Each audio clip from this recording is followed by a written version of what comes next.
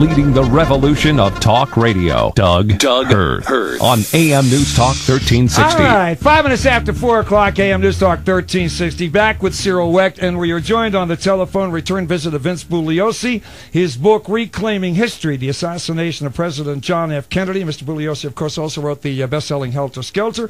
The book is published by Norton. And did I hear something about a deal with HBO on this, Vince? Well, yeah, Tom Hanks and his people are going to do a 10-hour miniseries, Doug, with HBO on the book. And I just heard this morning, you know, I don't have a computer, but I do dictate to a secretary who's not here at the house, but she just let me know over the phone that there's some petition out now among the conspiracy theorists to prevent HBO from showing the 10-hour miniseries. It's a very special book, Doug. You know, I've had bestsellers like Outrage and Helter Skelter, and I never boasted about them. But this is a special book, and it's difficult for me to speak candidly about the book without boasting, because the alternative is even worse. Someone could think it's just another one of the close to 1,000 books on the case, but it's not. The LA Times said that finally someone has put all the pieces together. It's a book for the ages, and the Philadelphia Inquirer said 100 years from now that this is the book that historians are going to look to. So it's the book on the case, and as I say, to not to say things like this, then I get lost in the 1,000 other books that have come out, and it's not. You know, I put 21 years of my life into this. It's got over 10,000 citations, probably the most sourced book, I don't know, but close to the most sourced book in nonfiction history. Anyway, I'm looking forward to talking with Dr. Wecht. Well, Dr. Wecht is here. Dr. Wecht, I hope he's still my friend. Oh, I think he's. Are you still his friend? Hi, Vince. How are you? Hi, Doctor. How you doing? Before I bring the two of you together and I just kind of sit back and referee this, first of all, guys, we do get into it, specifically the single bullet theory. Let's keep it simple, because without the visuals, sometimes the audience can get lost in the arcane aspect of this, or some of the arcane aspect. Did I use the right word, arcane? Is that good? Yes. Hey, I'm getting better at my own I age. agree with you, Doug, 100%, because if you get into all the medical stuff, then the natural counterpart to Dr. Wecht would be Dr. Michael Baden, who feels who has a lot of respect for Dr. Wecht, but he's a fellow pathologist, which of course I'm not. Right now, but just for the record, you worked 21 years on this book. If I had said to you when you started it was going to take you 21 years, would you have said, I've changed my mind, I'm not going to do it? Well, I didn't work 21 years full-time, but virtually every day I did. In the last 7, 8 years, it's been literally 70, 80, 90 hours a week. But throughout the years, I mean, there were times when I spent the same number of hours 17, 18 years ago, but then there were other times that I had to take a departure to do other stuff, but I still put at least 1 or 2 hours into it. When you're writing a book for the ages, and that sounds boastful, but this is a book for the ages, you write what you have to write. And the conspiracy theorists, as I'm talking to you right now, they're writing books, articles, they're looking at some document from the National Archives, and I got kind of sucked into the abyss, and I couldn't get out, and I started responding to all of them, as I have, because you have to answer all the issues that they raised. Right. And finally, my publisher said, Vince, we're going to press. And if he hadn't said that, I wouldn't be with Dr. Wecht right now talking over the radio. I'd still be working around the clock, responding to all these incredible issues that they've raised about the case. All right, now a couple of quick points. The book itself, you don't use a computer? No, I've written this whole thing in longhand. Yeah. Wow. Yeah, and that's created problems, you know, but I'm 72. I don't know how old Dr. Wecht is, but I wrote the whole thing in longhand, and then I would dictate it, and then she'd type it up and send it back, and then from that point on, it became a book of inserts, yellow page inserts. Some inserts maybe 30 pages, some just one paragraph. Well, you must have staff helping you with research on this, right? No, absolutely Really? not. Wow. 99.9% of the research in this case was done by myself. Again, it's the state of mind, and Dr. Wecht is a perfectionist himself. When you're doing something that you want to be the book of the ages, you do your own research. I did everything over the, I got a tremendous number of documents from the National Archives, and then I got the original source, you know, on microfilm or microfiche over at the library, and got the original books. I couldn't rely on anyone else doing the research for me. When you're doing a book for the ages, you also do things like this. I knew that this was going to affect the marketability of the book. This is a total of 13 volumes, which we've squeezed into one volume of 1,600 pages with an endnote volume of another 1,125 pages. But the font is smaller, it's higher and wider. I knew it was going to affect the marketability, but Dr. Wecht will tell you that when scholarship is in conflict with marketability, you go the scholarship route. But see, if I had not gone the scholarship route, then Tom Hanks would not have the book that he has to make a 10-hour miniseries on it. So I've gone the scholarship route. It's affected marketability. People joking about the books. You know, like Cindy Adams said, this is not a coffee table book. It is the coffee table. I don't know if you heard of Janet Maslin. Oh, sure. I know Janet Maslin very well. Sure. Apparently, a couple weeks ago on CBS Morning News, I'm told she picked up the book with one hand. She had a whole list of books that she was recommending for a summer read, and she was able to pick up the book with one hand, and it was the first book she mentioned for a summer read.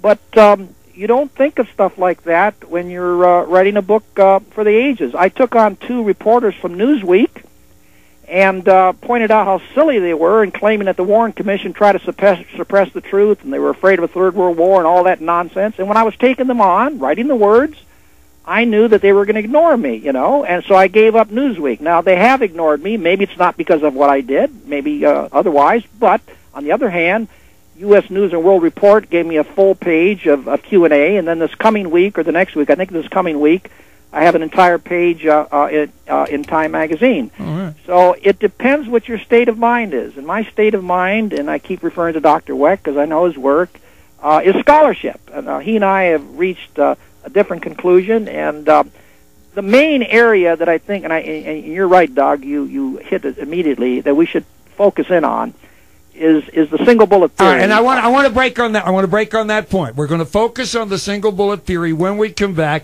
because as Dr. Wecht has said many times on this program, if the single bullet theory is invalid, then you must have a conspiracy, i.e., a conspiracy 2 or more people. When we come back, Vince Bugliosi and Dr. Wecht on AM News Talk 1360.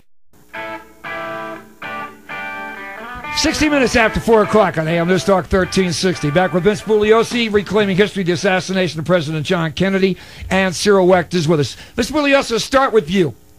In layman's terms, I want you to explain exactly what the single bullet theory is, and then I'm going to ask Dr. Wecht what problem he has with it. So start with the explanation, sir. Well, the single bullet theory means that the bullet, which is the second bullet that Oswald fired, but the first bullet that hit the president, it entered his upper right back.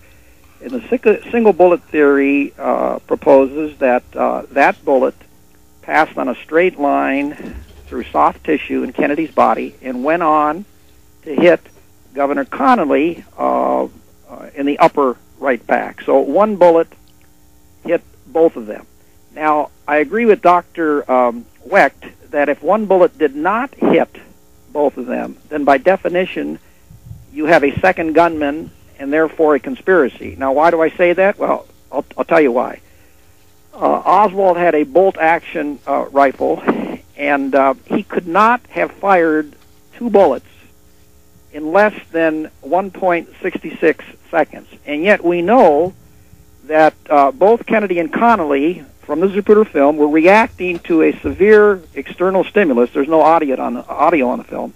Were reacting to a severe external stimulus inside of 1.66 seconds, literally within frames of each other. I believe they were hit simultaneously. So therefore, if the bullet that hit Kennedy did not go on to hit Connolly, and Connolly was hit by a separate bullet, that separate bullet could not have been fired by Oswald. It would have had to have been fired by a second gunman, and therefore there had to be a conspiracy. Now, there are many reasons why I believe that the bullet that hit Kennedy went on to hit Connolly. At the trial in London, Dr. Wecht, I'm sure it was innocent on his part, but he put up on the screen for the jury a sketch, and I have a similar sketch in Reclaiming History because it's in all the conspiracy books, placing Governor Connolly directly in front of President Kennedy. And therefore, the conspiracists argue that a bullet coming from the right to the left, passing through soft tissue after it exited President Kennedy's throat, to go on to hit Connolly, would have had to make a right turn in midair and then a left turn to go on to hit Governor Connolly, and Dr. Wecht, I think, said in London that bullets don't even do that in cartoons. Of course, if you start out with an erroneous premise, everything that follows makes a heck of a lot of sense. The only problem is that it is wrong. I think Dr. Wecht has since learned or already knew or whatever. I know he's not the one that prepared this sketch, so it was not his. He was not trying to deceive anyone. But I think Dr. Wecht knows, and I have a photograph in my book, and the Zapruder film shows it. There's no question about it. Connally was not seated directly in front of President Kennedy. He was seated to the president's left front. He was seated on a jump seat a half a foot in. So the orientation of Connally's body vis-a-vis Kennedy's was such that a bullet passing on a straight line through President Kennedy, which Dr. Wecht acknowledged in London during his testimony, passed on a straight line through soft tissue, would have had nowhere else to go but to go on and hit Governor Connally. Now, I don't know what Dr. Wecht is going to say in response to what I've said. I have much more to say, but I want Cyril to get involved. Cyril, yeah, please do. Hi, Vince. Cyril here. How you doing? Yes. Hi, Cyril. First okay, of all, okay. Congratulations on this. And no matter what I think or any of my colleagues among the Warren Commission critic researchers, you deserve a great deal of credit for the kind of work that you have done. And I am fascinated and delighted and thrilled to hear from someone else, because I thought I was the last person in America that does not use a computer.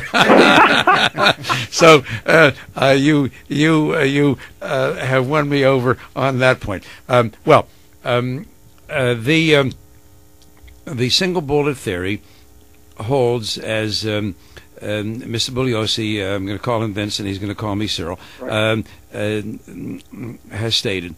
Let me continue it on. After it goes through Connally's chest, it goes in through his wrist and out his wrist and into his left thigh. So we have a bullet that then starts hitting John Kennedy in the back. All right, number one, we have a significant argument, which Vince discusses in his book, as to the location of the wound on the back. Now, here we have a disagreement because the Warren Commission Forensic Pathology Panel, of which I was a member, and with which the other 8 colleagues' opinions I disagreed to a great extent. But on one thing, and there were a few others, but on one thing there was unanimous agreement that there is an 11-degree upward trajectory. Now, as Vince points out, it's quite correct that when you have a body in what we call the anatomic position, lying on the table and so on, it's one thing from what it may be in real life. However, the predicate for that, in order to explain how a shot fired from the 6th floor window coming downward can have an upward angle of 11 degrees, what Vince and the people whom he has spoken to and the research he's done say is that the president was bent over somewhat. If you do that, listeners, and move your head down, yes, indeed, I would agree that that can explain. However, as I look at this Zapruder film, and as I have studied it, and as I have talked to people who have studied it and studied and studied it, there is no frame which shows John F. Kennedy bending forward. Now let's move on. The bullet has gone through, and Vince is right. I have stated there is no deviation by deflection from a bone or even a cartilaginous structure in the neck. Goes through approximately 7 inches of soft tissue and emerges, and it's not been deflected in any way.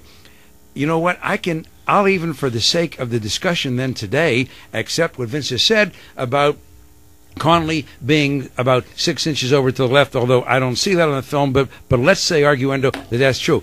If you sit there, folks, in your homes, now or later, and one of you be Kennedy and one of you be Connally, fine, you move over 6 inches, the bullet moving downward and leftward and forward, fired from the 6th floor window, even allowing for a 6-inch a discrepancy in the alignment of the two gentlemen, is not going to make its way over to the right posterior axillary area. It's not just the right upper back, it's just behind the right armpit. That's what that fancy language means. I'm taking it from the Warren Commission word, upper axillary, the right axillary area. Okay, it now proceeds downward at an angle of 27 degrees. These are measurements which have been confirmed by everybody. It exits, and you can see this on Kennedy's chest, from below the level of the nipple. Go back to the Zapruder film. Vince is right. They are shot, in essence, simultaneously. A bullet that has a trajectory to begin with of over 2,100 feet, and it's now slowed down a couple hundred feet going through the neck, and so on and so forth, but it's still moving very rapidly. So in essence, essence, you have a bullet that is going through these two people simultaneously. If you look at the Zapruder film, and here again, I've looked and I've looked and I've looked, John Connolly holding the white Stetson hat, that hat is clearly, unquestionably above the level of the right nipple. Now, there's no way that that bullet moving downward, emerging from the chest beneath the nipple, can come up, swing around, and hit the back of Connolly's right wrist. Well, yes, Doug, what? No, I got to finish your point because I wanted to respond. I got to take a break. No, finish your point. All right.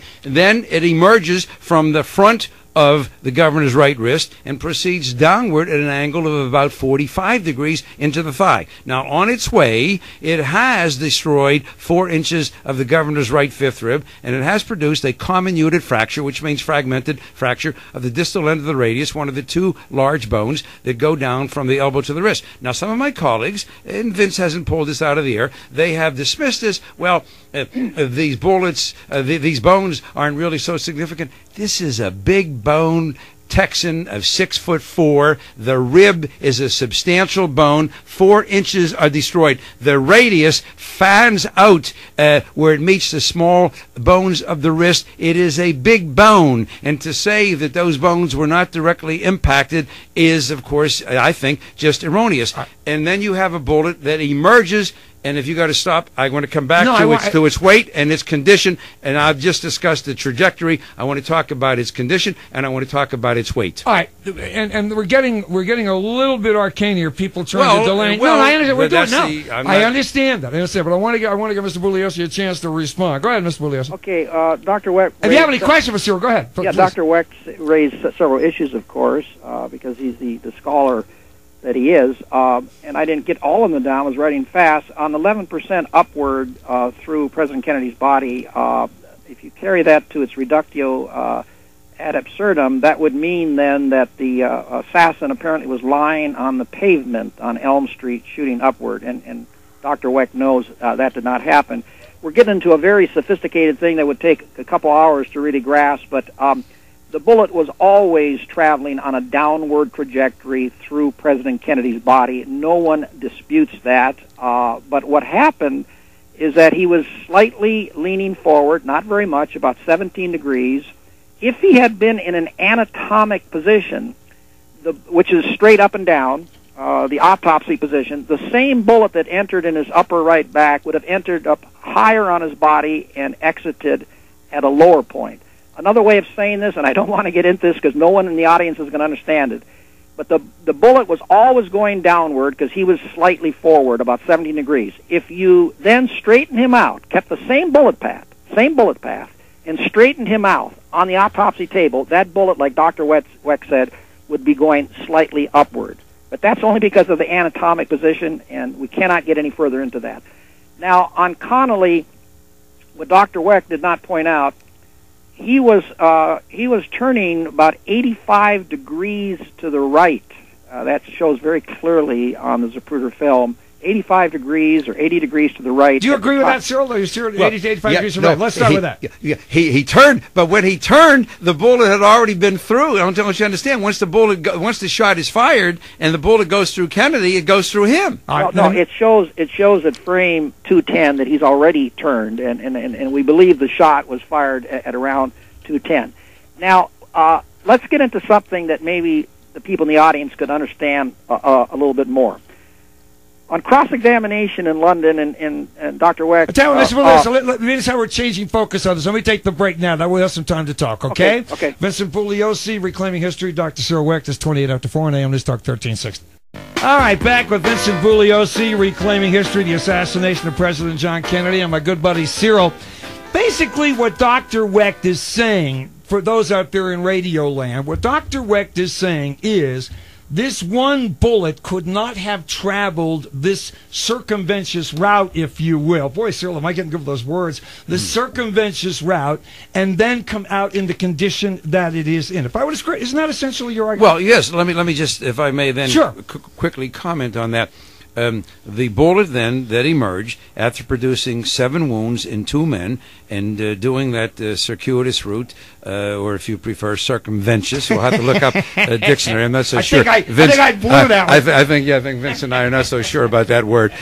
Okay, that the bullet, which in its pristine condition weighs 161 grains, as it was found beneath the stretcher at Parkland Memorial Hospital by Darrell Tomlinson, a maintenance man trying to get to the men's room, seeing a bullet that everybody in the ER had missed, nurses and doctors, but there it was. So anyway, that bullet, as found, weighed 158.6 grains. 2.4 grains is exactly 1.5% of the original weight. Now, we know that there were fragments were removed, and in fact, Vince has seen these pictures, and I have seen the actual fragments at the National Archives when I went in there in 1972 to examine all the autopsy materials, and we know that Connolly took fragments with him to the grave. We know that, and the widow declined the opportunity, refused to allow the fragments to be removed. I can only tell you, having done out of the 16,000 autopsies that I have done myself, a couple thousand gunshot wounds,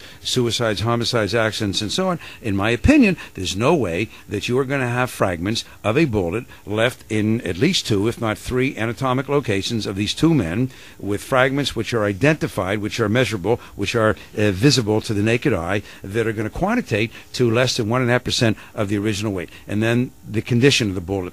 The bullet, despite what my friend and colleague, to whom Vince has referred, Dr. Michael Bodden, has said in Vince's book, that the bullet is deformed and so on, and he likens you can't be pristine or non-pristine, it's like pregnancy. Well, with all due respect to Michael, that's not quite the same. You're pregnant or you're not pregnant. You can be pristine, you can be near pristine. This bullet has some deformation only at its base from the impact of the firing mechanism. The nose, the cone, the entire copper jacket of this lead core military type ammunition, 6.5 millimeter, is intact. Now, they did an experiment, and Vince is aware of this experiment at Edgewood Army Arsenal. They shot bullets into cotton wadding. They shot bullets then through goat carcasses to break one rib to simulate the fracture in John Connolly's chest. They shot through human cadavers to simulate the fracture of the radius in John Connolly's wrist, and they could not come up with a bullet that comes even close. That's my favorite slide.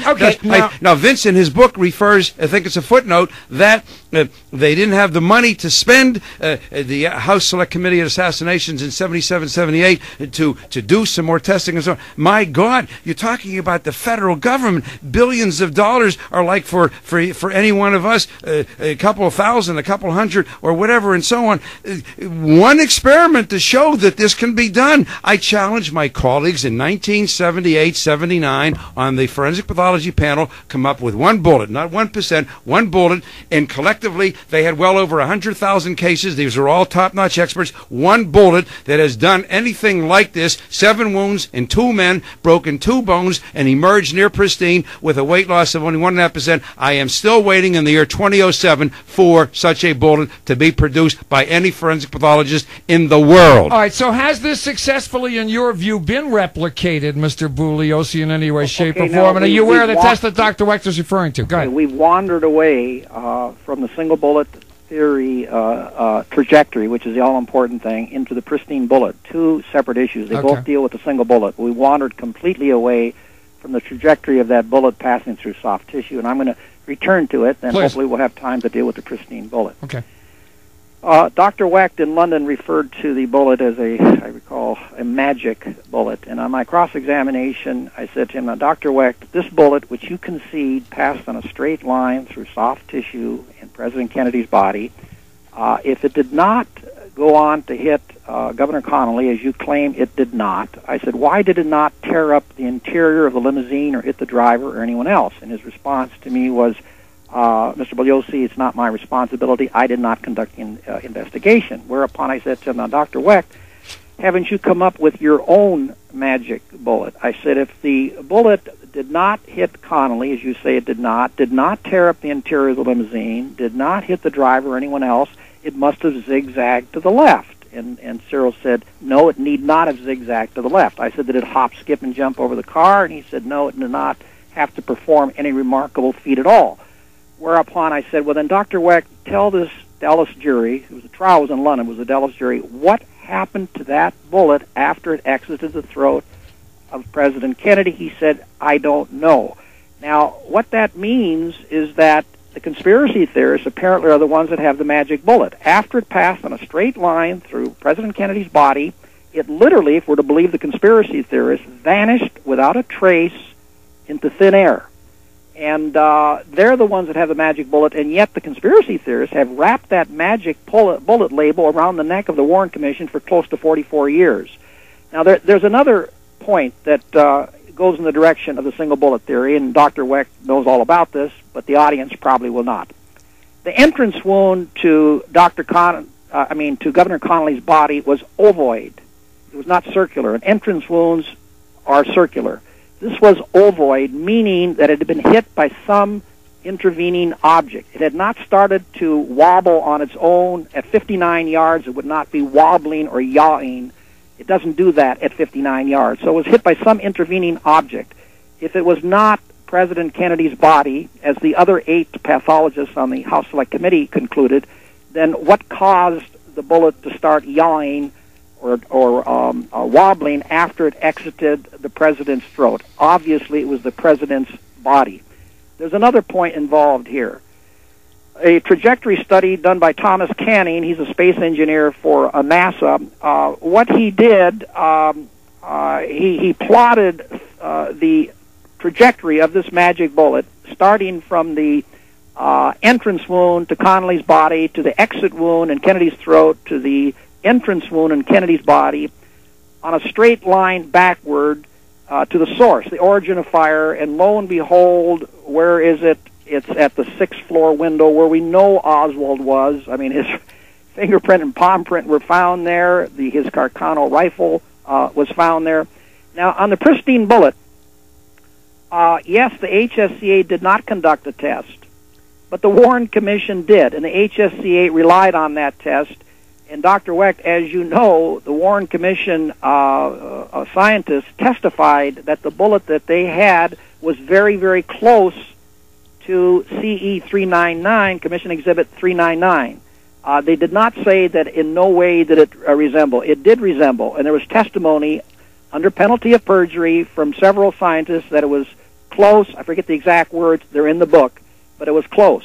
The HSCA said to find a bullet that's going to duplicate CE 399, we probably have to fire millions upon millions of bullets, and we don't have the time or the money to do that. But, Doug, there was a attempted reproduction of what happened. It was by the Warren Commission, not by the House Select Committee on Assassination. Okay, now let me jump back to Dr. Wecht. All right, first of all, you guys feel free to just go back and forth. Forget I'm here for a minute, okay? Yeah, You guys well, go back and forth. With regard to where the bullet emerged, I want to make 2 comments. Number one, I wish that we were able to do this on television.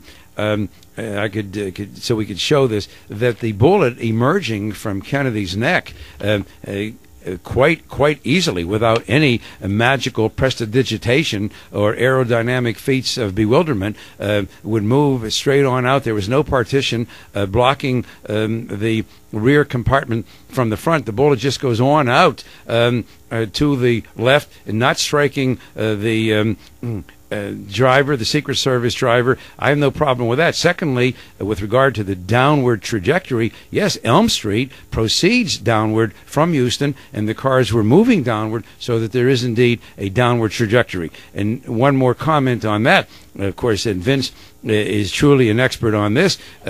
As an outstanding lawyer and prosecutor, it is up to the prosecution to establish something beyond a reasonable doubt. It is not necessary for the defendant, let's make me the defendant here, to come up with something plausible. I can show that I did not murder somebody. It's not for me. This isn't Perry Mason. This isn't Ray Burr playing Perry Mason on television, that I got to show you sitting in the 4th row of the courtroom who the real murderer is. Now, getting back to the experiment, I must disagree with Vince, and I'll show you that slide, and I'm going to make a copy of it. I'm going to send it to Vince. As I said, it is my favorite slide. And I didn't make it. The Warren Commission people, their staff, the Edgewood Army Arsenal Research Team, they put it together. They selected them the bullet that broke only a rib in a goat, and they selected the bullet that broke only a radius in a human cadaver,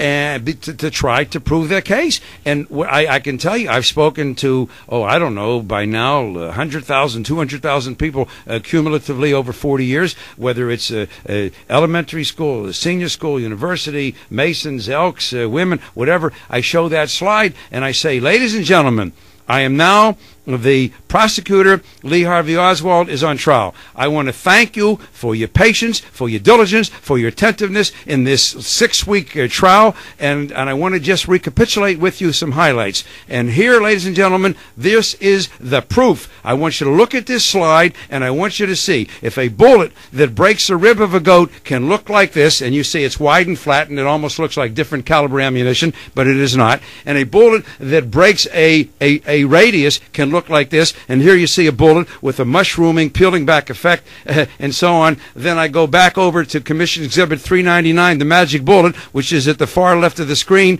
of that slide, and I say, why cannot a bullet then, which breaks both a rib and a radius, look like this? And I have yet to have an audience that doesn't burst out into laughter. Now, what is Mr. Bugliosi's response to that? Doctor, are you saying that there was not testimony under penalty of perjury from the scientists who conducted that experiment, that the bullet that they fired through that goat came out close to 399? Are you saying that? Vince, I don't care what they said. There's the picture. It's their picture, yes, Vince. And it's their picture. It absolutely is similar. But, Vince, you know, as far as testimony, and my God, here again, and I'm not being the least bit disingenuous, right. You are an outstanding veteran and expert. I don't have to talk to you about testimony which can be manipulated, which can be influenced, which can be outright perjurious. I mean, so, you know, that doesn't tell us anything. Conspiracy here, including the scientists and the 8 other pathologists on the HSCA that did not agree with you. And they had no answer for that, Vince. They had no answer for that slide. I'm not saying that because they disagreed with you, 8 of them did, plus the 3 autopsy surgeons, that they're necessarily right and you're wrong. There's an old expression: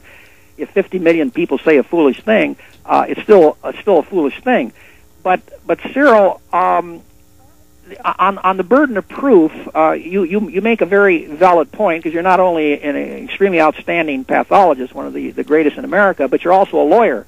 And you know that the people alleging conspiracy here, if we were in a courtroom, they'd have the burden of proof. I wouldn't have to prove the negative. They're claiming that there's a conspiracy, and they've never been able to show one in close to 44 years. Well, but if you were prosecuting Cyril, Oswald, I'd ask you this question. Let me ask you this. Yes. What happened to that bullet that you agree passed through soft tissue on a straight line? What happened to it after it exited the president's throat? Can you tell the audience? Yeah, I believe that bullet just went out over the left side of the car. Now, you made a comment. Wait a moment, but then it had a zigzag then. It had to be a magic bullet. No, I don't believe it had the zigzag at all, Vince. Cyril, I'm sorry, we don't have a picture of that to line. show right now. If you have the car, the automobile to show, and then, as you know, there's evidence of a bullet striking a curb down there, the tag fragment. The belief of that is that's the first bullet that missed. But Cyril, well, the we don't know bullet that is for passing sure. on a straight line through President Kennedy. He's on the right side of the car. How could it go over to the left without zigzagging and become a magic bullet? Well, that bullet, in my opinion, moving leftward, can indeed go through there. Now, as you know, too, they speak about a hole in the windshield. I'm not a big man on that.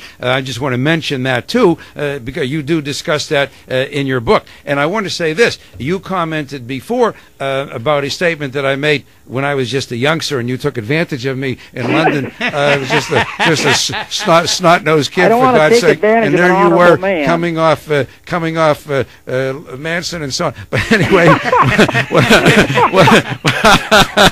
but what I want to say is this, that in truth, you know, it's not for me. I do not have the capability, nobody in the world, not you or anybody, to go back and do the kind of investigation that you would be the first one, as an experienced DA, to say should have been done. You know, forgetting for a moment, setting aside what you come to a conclusion about regarding this case, this has been a murder case. As a DA, you would have been horrified. You would have been after some cops' rear ends if the homicide detectives ever handled a case like this.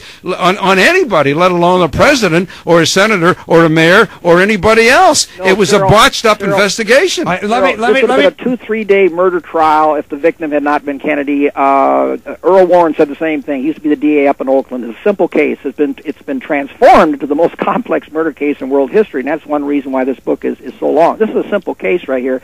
But Cyril, a bullet passing through President Kennedy, who's in the right rear of the car, at only a 21 degree of angulation, could not possibly, Cyril, have exited the left side of the car without zigzagging to the left. It's absolutely impossible. And anyone can look at the Zapruder film or any of the photographs. It would have had to hit the interior of the car. You talk about that chrome thing there. That was a small little dent, and they found the fragments that caused that.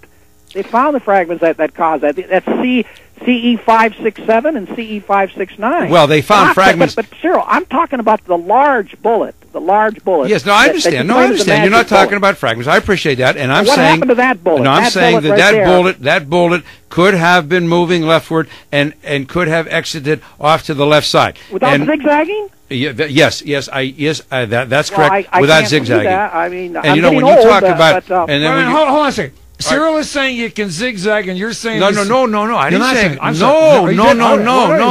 no. Absolutely not zigzag. Right. No zigzagging. I agree with Vince on that. That bullet coming out 7 inches or something. In fact, I want to get back to that on that very point. And Vince talks about the bullet wound on Connolly's back being ovoid. Yes, but he's not quite right when he says that all bullet wounds of entrance are spherical, symmetrical. I agree with you on that. It's a bullet coming in with some angularity. We see, in fact, sometimes we can't be sure ab initio in performing an autopsy whether a bullet wound is entrance or exit for that very reason. So you don't have a bullet that is why yawing. In fact, you yourself, Vince, have said that the bullet emerging after 7 inches of soft tissue is not and hasn't been deflected. So why in just another 30 inches going into Connolly's back is it all of a sudden going to yaw? I don't believe that it would yaw. But Cyril, the other 8 pathologists were very aware. The bullet coming in on an angle is going to be slightly ovoid. They're aware of that.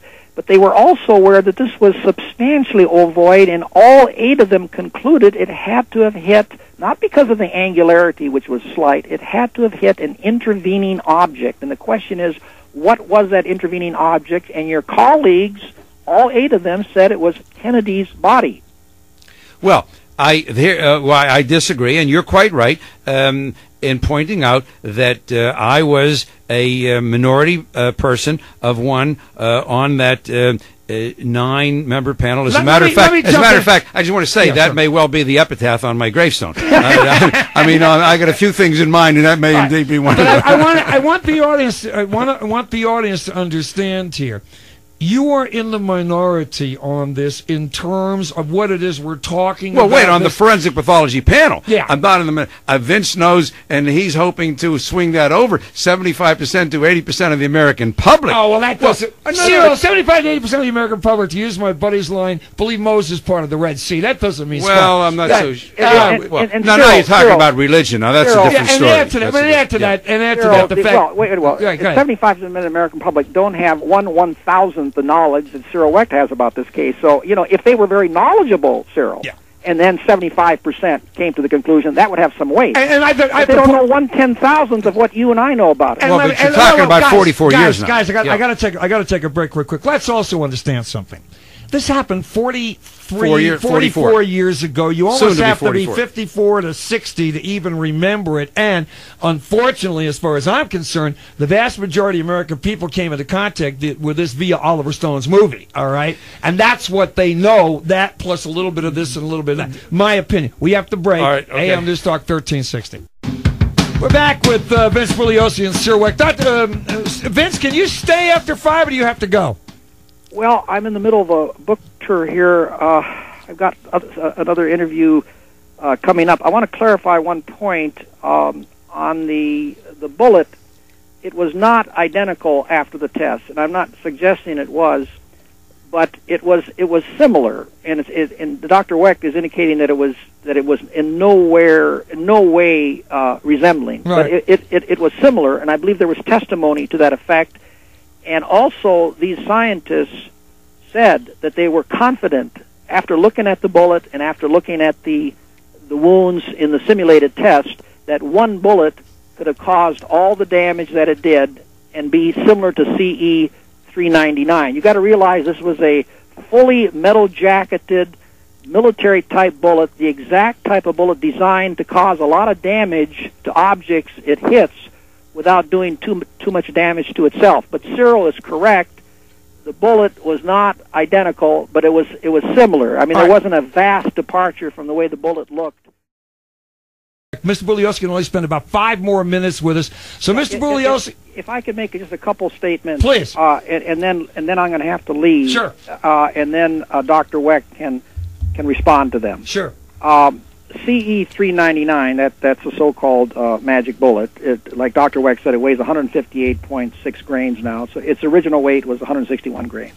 So, like Dr. Wecht said, it lost 2.4 grains. Now, if the 2 fragments removed from Connolly's right wrist and the 4 that were not removed from his body add up to more than 2.4 grains, then we are talking about a 4th bullet and hence a conspiracy, what Dr. Wecht is saying.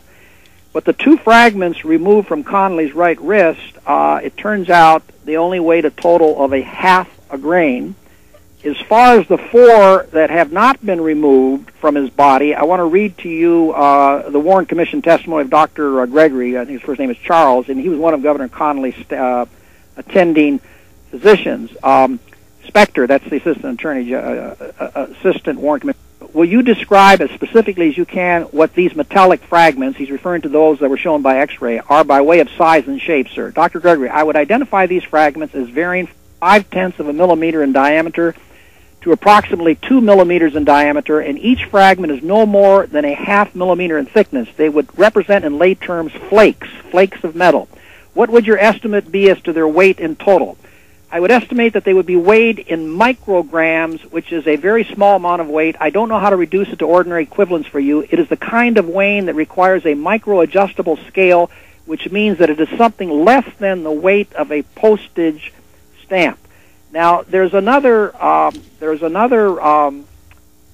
fragment that was seen by way of X-ray in the left thigh of Governor Connolly, and the testimony there was that that was also of postage stamp weight. Now, I know Dr. Wecht has referred to a fragment in the chest of Governor Connolly. I'm unaware of where he has the authority for that. There may be. I do know they did mention, the HSCA mentioned that around the area of the 5th right rib, or after the bullet hit the 5th right rib, some fragments caused holes in Connolly's right lower lung lobe. But they didn't say that the fragments remain there. Okay, now the other point I want to make, and then Dr. Wecht can respond to these points. Assuming that everything that Dr. Wecht said, hypothetically and arguendo, those are legal terms that Dr. Wecht and I use. A second gunman, Dr. Wecht, I think you would agree, we're not talking about some other nut like Lee Harvey Oswald. I mean, nothing in the conspiracy books say that. They're always talking about the military-industrial complex, organized crime, CIA, etc. And here's my point that I would like Dr. Wecht to respond to after I'm going to force to leave. If one of these groups decided to kill the president, I reject it out of hand. It belongs in a Robert Ludlum novel, but in my book, as you know, Dr. Wecht, I describe this in great detail. This is the first book ever to take on all the conspiracy theories. But let's assume they were going to do it. Let's kill President Kennedy. Oswald would be one of the last people on the face of this earth whom they would go to. Why? He was a sharpshooter, but he was not an expert. And when you're pulling off a murder like this, you want an expert. He was not an expert shot. He barely made a sharpshooter. He was notoriously unreliable. He only had a $12 mail-order rifle. Extremely unstable. Here's a guy that defects to the Soviet Union pre-Gorbachev. Even today, who in the world defects to the Soviet Union? Just the type of guy that the CIA or mob or whoever this second gunman, Dr. Wecht, was for the conspiracy in this case, just the type of guy that they would want to rely upon to commit the biggest murder in American history. Final point. let's assume that they wanted Oswald to do it, and he agreed to do it. Let's see if where that takes us makes any sense. Once Oswald shot Kennedy in Dealey Plaza, and there's no question that he did, in the book I offer, Reclaiming History, I offer 53 separate pieces of evidence pointing towards his guilt. Once he left that building, one of two things would have happened. The least likely thing is that there would have been a car waiting for him to help him escape down to Mexico or wherever. Certainly the conspirators would not want their hitman to be apprehended and interrogated by the authorities. But the most likely thing, by far, Dr. Wecht and Doug, that would have happened, and you both know what I'm going to say, if the CIA or mob was behind Oswald's killing Kennedy, most likely thing, by far, is that that car would have driven Oswald to his death.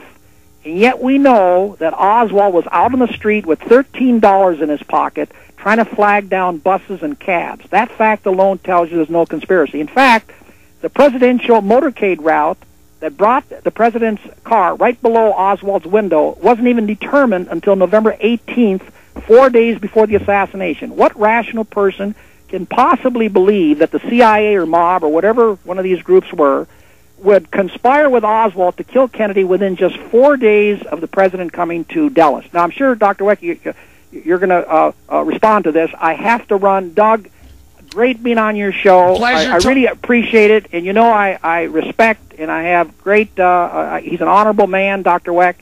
I like and respect him, and I hope we remain friends after this book. And I'm going to have to go now. All right, Mr. Bugliosi, we thank you very much for joining us. Thanks, Vince Bugliosi, thanks. Reclaiming History, the assassination of President John F. Kennedy. Now, he said a lot there. Let's go back to something very interesting, though, and that's those fragments, all right? Oh, if we only could have gotten those fragments out of Governor Connolly's body. Let me say this.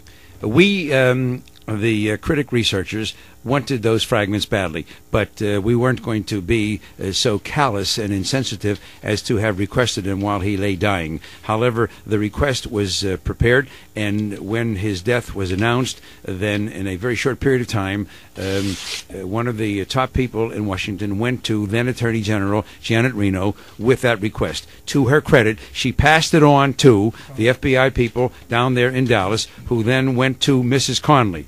And amazingly, even though Nellie Connolly and Jack Connolly, John Connolly, during their entire lives, insisted Right. that he was struck by a separate bullet. You are aware of that, Doug, Oh, right? sure. They insisted repeatedly, okay? We've talked about that. Okay, she declined. I disagree with Vince on the weight.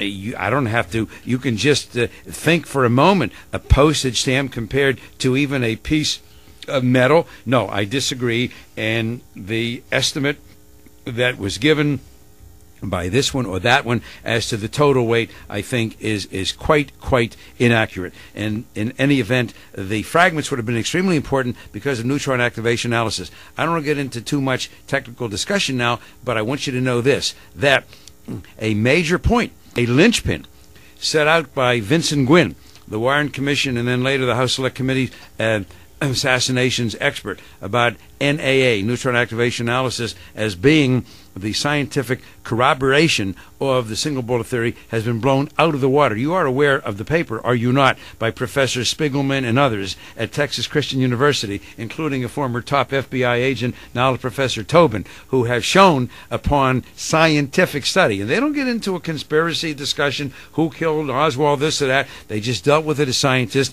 that everything that Gwynne said is absolutely wrong and incorrect. And then with regard to the metallurgical composition and discussion, Vince relies heavily and completely upon a guy named Kenron and Larry Sturdivant, and he has totally ignored the expertise of two top scientific people at Livermore Lab, Dr. Randy Randich and Eric Grant, and I have a paper which I'm going to leave with you, which again totally show that the scientific evidence with regard to 399 is fallacious. And regrettably, Vince, well, the Spiegelman paper came out later, and I'm not blaming Vince because it came out after his book, but the Randich Grant stuff was available, and Vince had been invited to review it by my colleagues and friends in California, and he declined to do so. So those are extremely important points.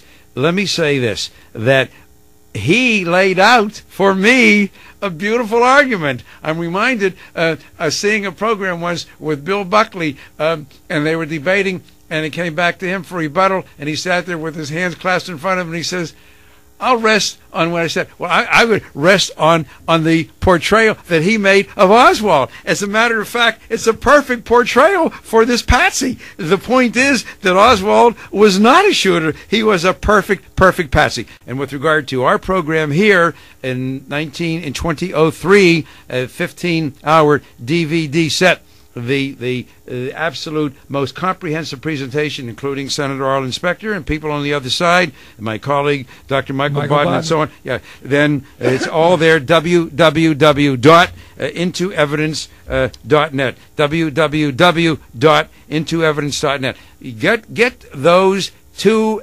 investigative internet routes of discovery and see for yourselves, and you will know why. Up until now, 75-80% of the American public has not bought into this, and I will tell you right now, Doug, and here's a wager that I'll make with you. As long as you and I live, it's going to remain above the 70% mark, because not everybody can be fooled, as P.T. Barnum said all the time. Now, on a closing note, you, sir, are a well-educated, intellectual. This man's IQ, if he were to die here in this very studio, would still be higher than mine at my optimum operating procedure. Dr. Wecht is an educated man. I'm Bricktown High, class of 64. No, you're not going to get away with that stuff, buddy. I am a mere humble servant of right. Dr. Wecht. Don't believe him, folks. Having said that, I must correct something Dr. Wecht said. Unless you saw the New York mayoral debate of 1965, you must have read Buckley's final statement, because that was the debate in 1965. Really? Buckley, I saw the show. Buckley, right? What did he say? The great line. Yeah. I've got to give this to you. Buckley, Lindsay, and Beam, and they go to Buckley. The guy's name was Vic Roby, and he says, Mr. Buckley, we have 90 seconds left. What would you like to add? And Mr. Buckley, after flicking his tongue, said, I would rather reflect on the brilliance of my previous statements and past. Thank you. I love you, babe. Doug, I love you. You're Thank the you, best. buddy. AM News Talk 1360. That's a true story.